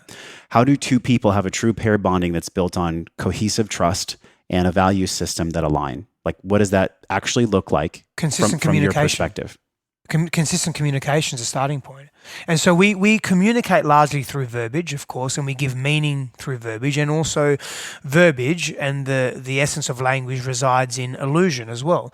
And so, and that's in Maya, that's a Vedantic or Eastern mystic expression as well. And so whilst effective, clear communication and the development of that between persons, whether it be 2 people or 7 people, depending on your intimate disposition, or of course the other people that are in our lives, is super effective and necessary, it's also all an illusion to some degree. And now, so without getting too esoteric and going on a tangent here, we make meaning of what we speak to. And so it pays for us, come back full circle from it, to be reflective of what we're saying and where's it coming from? What's the come from our language? And so in terms of building trust and building intimacy, i.e. connection, deep connection, and growing in that, we have to communicate our needs. We have to communicate what we're thinking and feeling. Now, we can do that through verbiage and we can do that through nonverbal cues as well. But being present to that and having a desire to do that, moving through the world and through that relationship with intention. So in other words, being deliberate and being clear on what we want to be in that relationship, what we want to do and how we want to act, and then paying attention to how the others are reflecting the information that we're feeding to them back to us. Mm-hmm. Also having a desire to be mutually respectful and reverent of that person, to revere them for who they are. Otherwise, if we're not revering that individual, if I don't respect your needs, then what are we having here? What's the dialogue? What's the conversation? What's the communication? What's the narrative between us? What can you say to let's focus on just the men, like a heterosexual relationship. If a man is single right now and he's listening, what are the ways of being that you think are most attractive to our current source, our current definition of the feminine in modern day society? Truth. Too many men live in lies. I've been that man. We live in lies and we come across either convoluted, confused, manipulative, shady, untrustworthy, because we live in lies. And why do we live in lies? Because we're valuing values over, so for example, status, accumulation of material goods, or how others see us. We're valuing this is an example, by the way. We're valuing one or all of those, or a combination of those three elements, over being genuine and just speaking and living in our truth, because we're living to the needs or how we perceive others need to see us in order for us to be loved and liked and be deemed worthy. So what we do in the world, this status is part of doing. The more we do, the more productive we are, the more utility we have in the world, the more worthy we are. And so we're driven by that. And often it's a wrong type of utility that's not aligned with our core truth. And so we live in lies and we don't even know it. We just fucking talk shit and we live in lies. We don't tell the truth. We don't speak the truth. We don't embody the truth. We don't live the truth. We don't be the truth. And so you want to be attractive to a woman? Be the truth. Respect yourself. Respect your body. Be a physical fucking specimen. That doesn't mean have a 10-pack and be chiseled and spend 8 hours at the gym every day. It means respect your body. What do you mean by being a physical specimen? Because that could be one thing for a different man. Absolutely, it could be. So this is a really cool conversation, this part of it. For me, it's not so much how you look, it's your ability to respond to your physical environment and be confident in your ability to do so. So for example, if you said to me, you need to right now, you have to run, and you've got to get on your feet. You can't drive, you can't cycle, you've got to get to your woman as quickly as you can because something's about to happen. I'm confident in my ability to get to her, which is maybe, 100 miles away. I don't know how long I'll get there, but I'm confident I'm going to get there because I trust in my physical adeptness, because I train my body. I prepare my body for a zombie fucking apocalypse. That's what I say. So it's not about how somebody actually looks. That's secondary. As a byproduct, you look good. But remember, looking good is also arbitrary and subjective, because how a woman sees you based on her personal experience. We've spoken about this. Her personal experiences, her interpretation of what a good man is. Good man being someone that's actually suitable for reproduction. A stable mate, etc. Whatever her values are around that could be very different to the woman next to her. And so there's no norm here. There's no, I think you're an attractive man. Thanks, man. And I mean it. I feel the same way. Someone else may not think that. So that's a subjective thing. I'm talking about your utility and your physical adeptness. And there's something very primal about that. There's an honoring of our masculinity when we're ready for life. Ready for life. Right? Ready for a zombie. Ready for because I'm going to tell you something. Zombie apocalypse. I'm going to tell you something. If zombies came, I want to surround myself with men that can turn it on. Yeah. I want to surround myself with men that aren't scared to do what they need to do to survive. I don't want to surround myself with a man that has no physical adeptness at all, that has no capacity, that hasn't taken his body to fucking bad places. Yeah, I can flash back to probably one of the most profound physical trainings ever. It was the Seal Fit, the Mark Divine event. He's a legend, by the way. He's a total legend. And I can remember the sun was coming up, and I wanted to quit 10 times, but we were running down the hill and the sun was coming up, and I was like, wow, I'm so much more powerful than I thought. Yep. And it was cheesy. It was that moment where it's like, we're going to take you 20 times further than you ever thought possible. Yep. But I actually felt the lesson. Yep. And I feel like what's missing right now from so many men is this physical practice, right? That's attractive to a woman. That's what I'm talking about being. And so I spoke about truth being attractive, and that's another component. When a woman sees that a man is physically prepared, that's inspiring. At an unconscious genetic level. Yes. And you understand that the protection, the pursuing, the providing, we get that, right? Absolutely. Procreation. There's something primal about that. It's fucking sexy. It's totally sexy because it really shows an ownership of one's domain. So a man has ownership of his domain, right? Yep. But what are the other qualities, man? Because we look at good men. I've heard in media, the world needs more good men, but that's culturally relative. What's it like? What are the qualities for a man in the modern world to go from being a good man to a great man? Like, what are those qualities? So I'm going to caveat this by saying this is my opinion. And if you're not good at being a man first, don't even fucking worry about being a good man. So being good at being a man is some of what we've just spoken about now. Yes. Mastery over certain skills, displaying courage, being physically adept, and honoring those values. And so that's part of being good at being a man. That's a far longer conversation, right? So then being a good man comes secondary to that, because if we focus on being a good man, we don't focus on being good at being a man. What does actually being a good man mean? Because are we actually honoring our true sense of masculinity?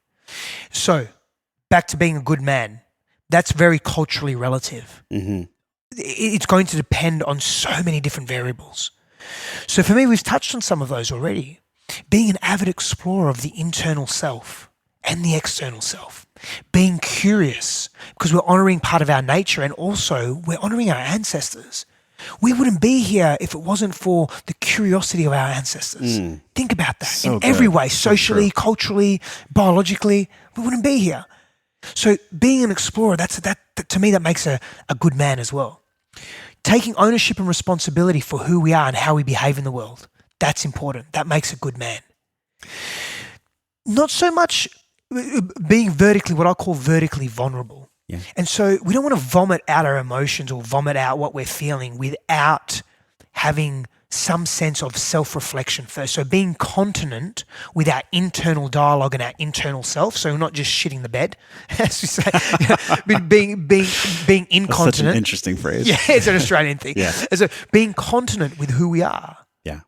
And being self-reflective, self-assertion, self-reliance. These are other qualities that I believe are define a good man. Compassion, empathy, understanding, courage define a good man for me. The application of this, what underpins, and I'm going to use different verbiage, the new man in contemporary times, or what underpins a healthy man in contemporary times, for me, is a greater, deliberate in my words here, in the use of words, a greater application of inclusivity and sustainability in the way we behave and act. I'll define them. Inclusivity means we're not as segregating. When you look at the world at a social level and a collective level, we segregate. Township, cities, states, countries, this country going to war against that country. Sure. And it trickles Democrat, down and goes up. Republican, pro-life, pro-choice, blah, blah, blah. And so I'm not, again, I'm just advocating a greater level of inclusivity, in being more inclusive in the way we make decisions as men, as individuals, and the way we think about life.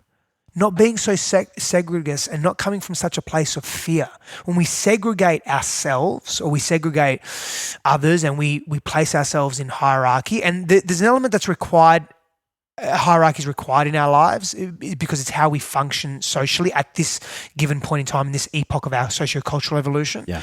When we do that at the expense of others being harmed, or at the expense of others not being harmed rather, that's harmful. And so the longevity piece comes into, let's move beyond thinking about now, which it's great to be in the present moment, but let's think 7 generations ahead. So when we make a decision, how's this going to affect inclusively people that I love and care about and the people that I don't even know? Well, that's an interesting thought, because that becomes challenging to do. This is a profound challenge. And how will it affect 7 generations from now at an inclusive level, as far as wide and broad you want to be inclusive? Yeah. To me, inclusivity and sustainability, greater levels of inclusivity and sustainability underpin being a healthy contemporary man in contemporary times. Now, some people may disagree with that, because it's not honoring our nature. We have to be segregating. We have to be exclusive. We have to develop and cultivate hierarchy. We have to have an in-group and an out-group. I don't necessarily disagree with that. What I'm saying is it's too extreme in our behavior in society today. The in-group, out-group mentality, it's too extreme. So then really to cap this segment, it's like we have this uprising of the feminine. We have so much power coming through. Which there are issues with as well, by the way. So much power coming through for the feminine right now. Which is beautiful And as well, by the way. It's a beautiful thing, but really to kind of, and I love the points that you've made, and really about leaving a legacy. It's almost like, hey, would 7 generations, would my great grandchild be honored and be respectful of the way that I've been in my life? Does my legacy based on the values of today that are important to us reflect positively on him? But then we look at right now, Stefanos, this is like the craziest time to be a man. It's also the most exciting because we can have this full spectrum of emotion. Yeah. The challenge, though, that I find as a single man, and I think a lot of men find, is how exactly do we meet the feminine in this container where they have the power and they expect men literally just to be like the spiritual Superman? I flash back to a moment I had with Boysen Hodgson on the show, the founder of Mankind Project, and he said, the feminine has developed power literally, if you look at evolution, overnight. And all of a sudden, they're snapping fingers and saying, all right, men, come to it. We have the power now, and fall in line and do what we would like you to do. And he's like, what the feminine doesn't recognize right now is the masculine hasn't had time to grieve the old way of being masculine. It hasn't had time to feel. It hasn't had time to feel it. We're in psychological terms, we're asking someone to forgive themselves. Without them, you can't forgive and you can't release and you can't let go and you can't move on without feeling the full spectrum of feelings. And so men are moving through that at the moment. But to answer your question is how do men step up to that? Yeah. If they step up to meeting the feminine consciousness where she's at by not effeminating themselves, by not being effeminate men. Because the moment men think that women want other women or female men, or feminine men, we're done for. They're wrong. Yeah. And so it's this honoring of being in a healthy masculine posture. Now, that's all good and well to say that. But in order to get to that healthy masculine posturing and expression, we have to feel, and that requires time, that requires experience, that does require, in my own personal experience, brother, I have grown the most, and the fastest when I have been held in compassion and understanding by the feminine. And I've grown so much just being with Christine because she sees me in non-judgmental ways. That for me, brother, is liberating. Yeah. And when a man experiences that, I fucking promise you, and this is a message to the women out there as well and to the men, when a man experiences, and I know it's hard, I get it. I get it from my perspective. The best place I can understand it from is that women have been ostracized and oppressed for generations, millennia. And that is a hard place to come from. And I can't imagine what that may feel like. I only imagine from the levels of deep empathy that I have. And I am an empath, but I'm also not a woman experiencing prejudice and discrimination in this lifetime, in this world as it is today. I am a Caucasian male. Well, my genetic profile doesn't completely say that. Yes, you're a dark-skinned Caucasian male with tattoos. I'm a Caucasian male.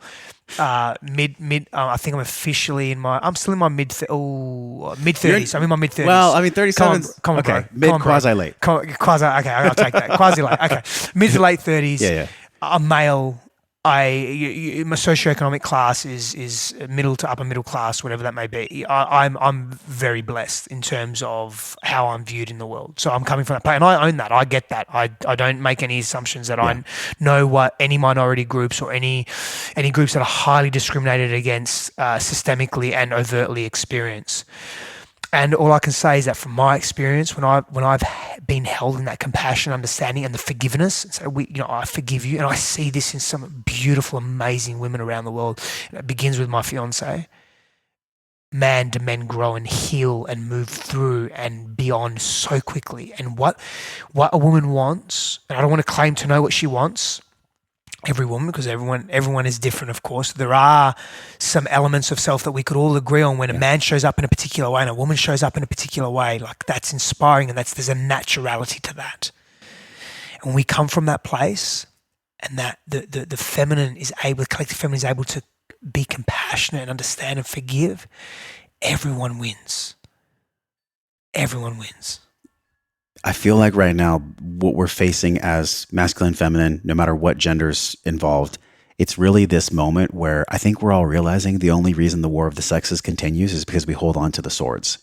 Like, can we all just do the work to learn how to put down the shield, put down the sword, and actually just connect? Like, literally drop the walls. It's what's talked about in all of personal development. There's thousands of books written on it for a reason. Yep. But I think that's really where we stand right now. And I just want to take this moment, man, to take a deep breath with you and honor, like truly honor. It's been amazing to become your friend. It's been amazing to have this conversation with you.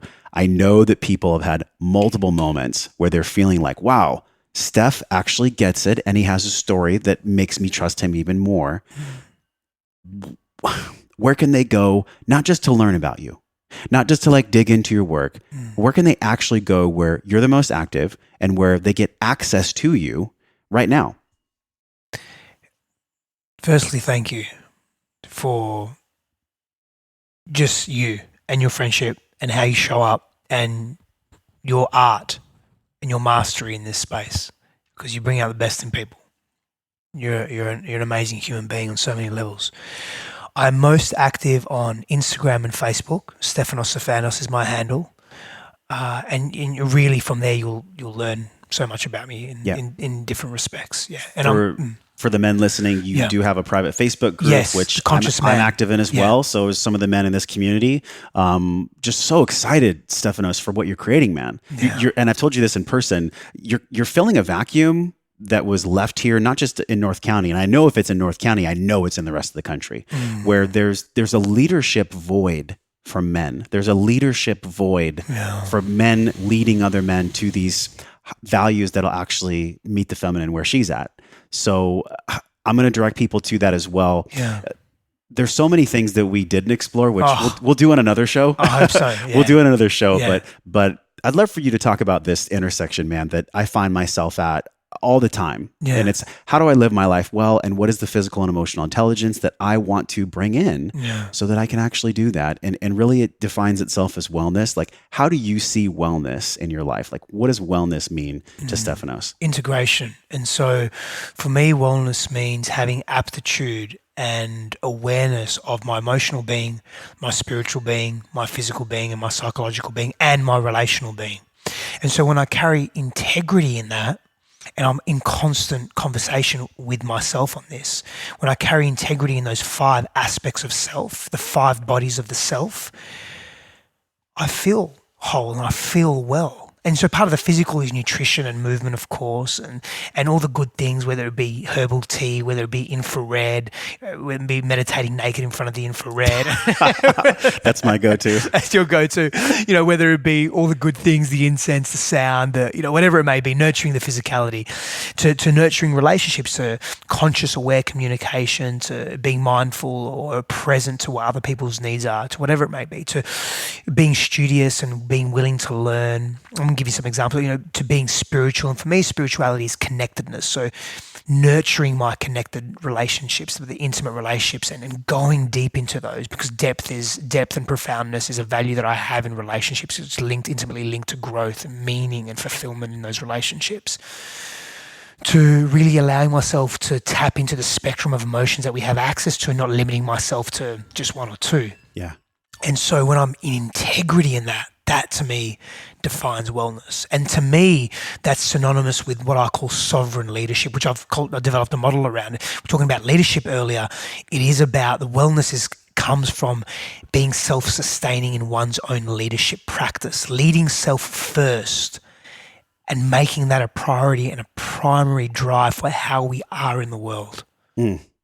If you felt something, well, I know you felt something. Reach out to Steph on Instagram. Also, we're talking about this so much more, wellnessforce.com/group. Steph, thanks so much for coming on the show, man. I got lots of love for you, dude. Thanks so much. Brother. Thank you. Hey, my friend, thank you for hanging out and growing with me today. Everything you learned on this podcast starts with your morning practices. So from over 200 world-class guests and counting, we've distilled the gems, the best of the best science-backed practices down into a 21-minute morning system guaranteed to increase the positive flow in your day. Get this free and powerful 21-minute life-changing system over at wellnessforce.com/M21. If you enjoyed this episode, tap your phone, share it with someone you care about, because that is how we all get better together. Supporting the show is easy. Leave us a 5-star review right now from your phone. It helps us reach other smart and conscious people like you. Either tap your phone and hit the link in purple that says review this podcast, or go to wellnessforce.com/review. And this show doesn't stop here. We're continuing the discovering process in our private Facebook group. You can be a part of it. All you have to do is go to wellnessforce.com/group, and I'll welcome you at the door. Okay, now you get to go out into your world and live your life well. So until I see you again real soon, I'm wishing you love and wellness.